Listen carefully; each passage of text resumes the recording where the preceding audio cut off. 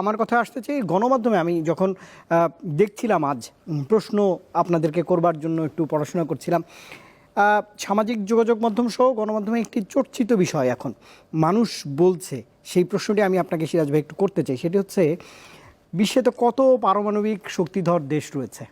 Iran তো বারবার ঘোষণা দিচ্ছে বা আইএইই এর আজকের বিল অনুমোদনের আগ পর্যন্ত বলেছে যে তারা এই কর্মসূচি শান্তিপূর্ণভাবে করতে চায়। পারমাণবিক শক্তিধর দেশ তো যে কেউ হতে পারে, ইরান হলে কি সমস্যা?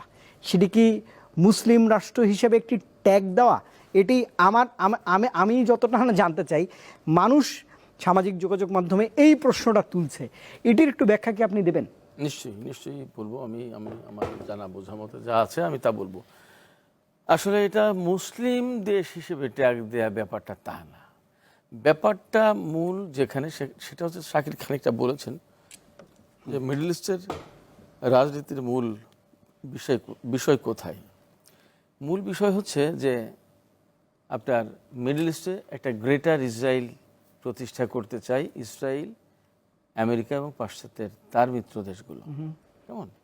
তো এই গ্রেটার ইসরায়েল যখন প্রতিষ্ঠা করতে যাওয়া হচ্ছে বা তাদের পরিকল্পনায় থাকে, তখন গ্রেটার ইসরায়েল মানে কি, আপনার ভূমধ্য সাগরের কূল থেকে ওর ওই পাশ না, ভূমধ্য সাগরের কূলে হচ্ছে ইসরায়েলের অবস্থান এখন, গাজা ফিলিস্তিন যেটা, লেবানন সিরিয়ার একটা অংশ, ও পাশে উত্তরে গেলে উত্তর পশ্চিমে গেলে তুরস্ক, গ্রিস ইউরোপের দিকে চলে গেল, সেটা অন্যদিক।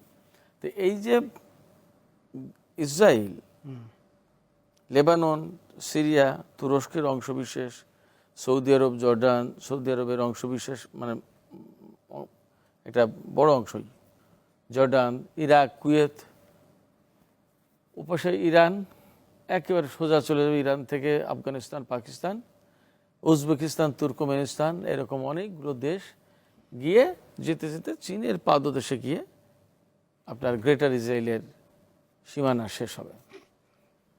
ভূমধ্যসাগর থেকে আপনার পূব দিকে চীনের পাদদেশ, এই যে বিরাট ভূখণ্ড, এইটা হবে ইসরায়েল রাষ্ট্র। গ্রেটার বলা হচ্ছে কেন, এখন সামান্য ছোট্ট এক টুকরা দেশ বা ভূখণ্ড, এই ভূখণ্ডটাকে এক্সপ্যান্ড, সেটা দখলকৃত, বাড়িয়ে, ডেফিনেটলি দখলকৃত, এই সীমানাকে বাড়িয়ে এক্সপ্যান্ড করে এত বড় করতে চাই। এই জন্য এটাকে গ্রেটার ইসরায়েল নাম দেওয়া হয়েছে। এই গ্রেটার ইসরায়েল কর্মসূচি বা প্রজেক্ট বাস্তবায়ন করতে গেলে আপনার দেশ দখলের, ভূখণ্ড দখলের প্রশ্ন, তখন সিরিয়া দখলের প্রশ্ন, লেবানন দখলের প্রশ্ন, গাজা ফিলিস্তিন দখলের পুরোটা দখলের প্রশ্ন, এরপরে আপনার জর্দান, সৌদি আরব, তুরস্ক, এই সমস্ত অনেক জায়গায় দখলের প্রশ্ন। কিন্তু এই দখল কার্যে সবচেয়ে বড় বাধা হচ্ছে আপনার ইরান এবং সিরিয়া। কেমন? এবং এই যে কর্মসূচি, এই কর্মসূচি কিন্তু মার্কিন নিও কনজারভেটিভদের একেবারে ঘোষিত কর্মসূচি বলা যায়। এই ঘোষিত কর্মসূচি বাস্তবায়ন যখন করতে যাচ্ছে, তখন তার এগেনস্টে জাস্ট ওরা গ্রেটার ইসরায়েল প্রতিষ্ঠা করার চেষ্টা করছে, এটাকে রিভার্স করে, অর্থাৎ কোনো ইসরায়েল প্রতিষ্ঠা করতে দেয়া হবে না, এই প্ল্যান নিয়ে ইরান এবং সিরিয়া কাজ করছে। যে গ্রেটার ইসরায়েল প্রতিষ্ঠার প্রশ্নে সবচেয়ে বড় বাধা না, একমাত্রই বাধা ইরান এবং সিরিয়া। আচ্ছা, তো আমি সৌদি আরব, ইরাক বা আফগানিস্তান, পাকিস্তান, এই সমস্ত দেশকে খুব বড় বাধা বলছি না। কেন বড় বাধা বলছি না? এই কারণে যে আপনি দেখবেন যে এই সমস্ত দেশে এমনভাবে সরকার ব্যবস্থা প্রতিষ্ঠা করে রাখা হয়েছে এবং সেখানকার শাসকদেরকে, জনগণকে এমনভাবে করে রাখা হয়েছে যে এই সমস্ত দেশের জনগণ বা সরকার কখনোই আমেরিকা যা বলবে তার বাইরে যাওয়ার ঔদ্ধত্য দেখাবে না সাধারণত। সেক্ষেত্রে এগুলো মোটামুটি ক্যাপচার্ড হয়ে আছে, দখলে হয়ে আছে, যখন প্রয়োজন তখন বলবে তুমি সরো, আমি বসি, ব্যাপারটা এরকম। কিন্তু ইরান এবং সিরিয়ায় এই কাজটা করা যাচ্ছে না। ফলে এই দুই দেশের সরকার পরিবর্তনটা জরুরি, এই দুটো ভূখণ্ড দখল করা জরুরি। এই দুটো ভূখণ্ড দখলের অংশ হিসেবে তাদের উপরে ইরাকের, যেমন ইরানের উপর ইরাকের যুদ্ধ চাপিয়ে দেওয়া হয়েছিল আপনার সাদ্দামের মাধ্যমে, তারপরে সাদ্দামকেও পরবর্তীতে উৎখাত করার জন্য নিজেরাই ইরাক দখল করে ফেলেছে নানান কায়দায়। তাদের তো প্ল্যান থাকে, সেই প্ল্যানের আওতায় একটার পর একটা স্টেপ বাই স্টেপ আগাতে আগাতে এক পর্যায়ে সাদ্দামকে মেরেই ফেলেছে। এপাশে এটা হচ্ছে ইরানের জাস্ট পশ্চিম পাশের ঘটনা। আর ইরানের পূব পাশের ঘটনা হচ্ছে আফগানিস্তান।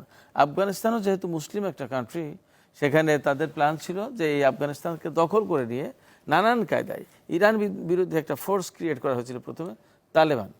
এই তালেবান কিন্তু আমেরিকার প্রজেক্ট, এবং এই তালেবান ইরান বিরুদ্ধে একটা ফোর্স ছিল। পরবর্তীতে ওই যে বলেছি যে ইরান আমেরিকা যেহেতু তাদের প্ল্যান বাস্তবায়নের চেষ্টা করে, আমেরিকাও তেমনি সেইগুলো রিভার্স করার চেষ্টা করে।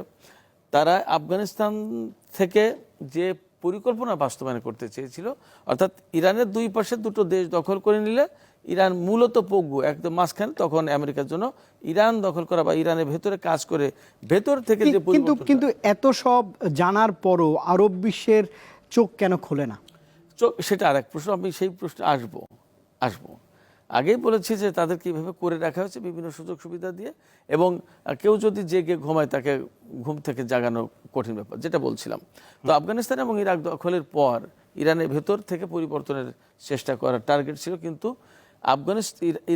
ইরাকে সাদ্দামের পতনের পর আমেরিকার মনের অজান্তেই ইরাকের পক্ষে চলে গেছে ব্যাপারটা, কারণ ইরানের পক্ষে চলে গেছে, কারণ ইরানের ম্যাক্সিমাম জনগণ শিয়া, এবং এই শিয়া সম্প্রদায় কেন্দ্রিক যে একটা ঐক্য, সেই ঐক্যের সুবিধা পেয়েছে ইরান। এই পাশে আফগানিস্তানে যেহেতু তালেবানের মতো একটা শক্তিকে, যেটা ইরান বিরোধী শক্তি, গঠন করা হয়েছিল, এদেরকে নানান কায়দায় ম্যানেজ করার চেষ্টা করেছে ইরান, যাতে মার্কিন পরিকল্পনা তালেবানদের মাধ্যমে বাস্তবায়ন না হয়। এই জায়গা থেকে এখানেও তালেবানদেরকে মানে একটা ম্যানেজ করে মার্কিনীদেরকে তাড়ানোর ব্যবস্থা করা হয়েছে। তাহলে আলটিমেটলি আফগানিস্তান এবং ইরাকে যে প্ল্যান করে ইরানকে ধরার ব্যবস্থা করেছিল, সেটা কিন্তু রিভার্স হয়ে গেল। প্রথম প্রজেক্ট ফেল, দ্বিতীয় প্রজেক্টে আসলো।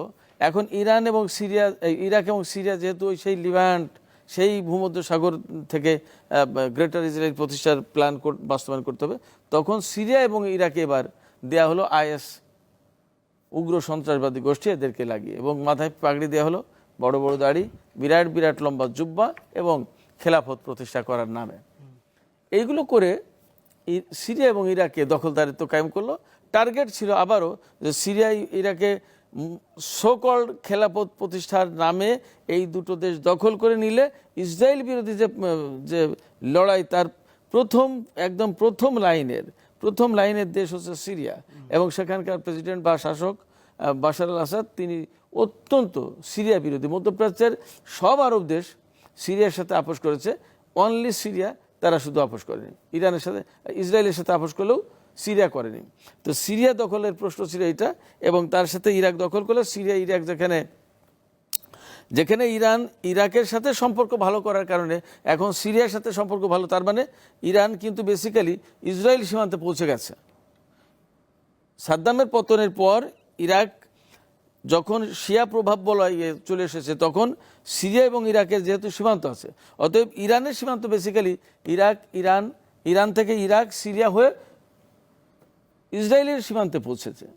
যেটা আমেরিকা করতে চাই, এই সীমান্ত নিয়ে যেতে চাই চীনের সীমান্তে, সেখানে ইরান কিন্তু উল্টো করেছে, তখন ইরান বাধা।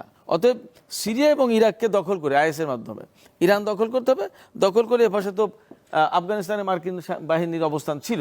এবার পাকিস্তান মোটামুটি মার্কিন বলয়ে, আপনি পাকিস্তানের রাজনীতি আমেরিকা নিয়ন্ত্রণ করে, ফলে উজবেকিস্তান, ওইখানে যে তুর্কমেনিস্তান, এই সমস্ত খুব একটা গুনতির মতো শক্তি না, ফলে এই যে প্ল্যান বাস্তবায়ন করে চীনের পাদদেশে নিয়ে যাওয়া খুব কঠিন ছিল না। বাট যেহেতু ইরান বাধা, এই জন্য ইরানকে নানান কায়দায় কখনো পরমাণুর কথা বলে, কখনো সন্ত্রাসবাদ ছড়াচ্ছে বলে, কখনো বিপ্লব রপ্তানির কথা বলে, নানান কায়দায় তাকে আটকে রাখার চেষ্টা।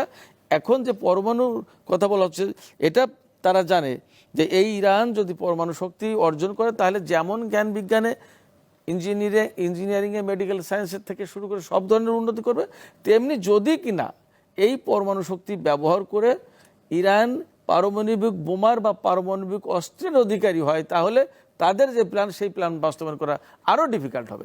যার কারণে ইরানের পরমাণু কর্মসূচি তাদের অনেকগুলো লক্ষ্যের ভেতরে একটা অন্যরা যদি এটা করতে চায় তাহলে এইরকম হবে না। মূল কারণ এটা আমরা দেখতে পাচ্ছি পাকিস্তানের কাছে পরমাণু অস্ত্র থাকার পরেও বা পরমাণু কর্মসূচি থাকার পরেও ইরান যে কায়দায় বাধার মুখে পড়েছে পশ্চিমাদের, এবং যার পরমাণু স্থাপনায় এভাবে সরাসরি ইসরায়েল এবং আমেরিকা হামলা চালালো, এইরকম কিন্তু পাকিস্তানের জন্য এই ডিফিকাল্টিস ফেস করা হয়নি।